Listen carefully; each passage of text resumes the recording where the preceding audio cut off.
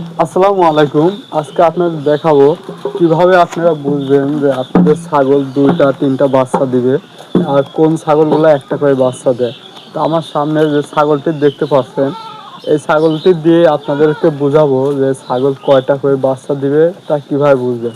প্রথমে আপনারা যখন বাজারে অথবা খামার থেকে ছাগল কিনবেন তখন লক্ষ্য করবেন এই জিনিসটা, এই দাঁড়াটা। দাঁড়াটা যত উষা হবে তত বাচ্চা দেওয়ার ক্ষমতা বেশি হবে।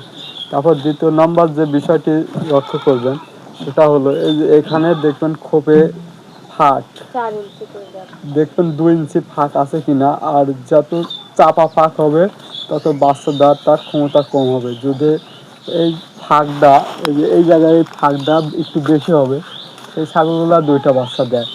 আর তাছাড়া একটা লক্ষণ আছে, সেটা হলো আপনারা প্রথম দেখলেই বুঝতে পারবেন। এটা কিন্তু দেখলেই বোঝা যায়, এটা যেহেতু দেখা যায় না, এখানে হাত দিতে হয়। সবচেয়ে ইম্পর্টেন্ট যে বিষয়টি হলো সেটা হলো এই যে পেট, যে ছাগলের পেট এরকম সোজা হবে সেই ছাগল থেকে কখনোই ২টা ৩টা বাচ্চা পাবেন না। দেখুন আমার এই ছাগলটার পেট কিন্তু স্ট্রেট, মানে সোজা। এই ছাগল যে কবার বাচ্চা দিচ্ছে আমাদের, প্রতিবারই একটা করে বাচ্চা দিছে, কখনো ২টা বাচ্চা দেয় নাই। তো এই বিষয়গুলো দেখলে খুব সহজে আপনারা বুঝতে পারবেন যে ছাগল কয়টা করে বাচ্চা দিবে। তো ভিডিওটি এখানে শেষ করলাম, দেখা হবে পরবর্তী ভিডিওতে। আসসালামু আলাইকুম।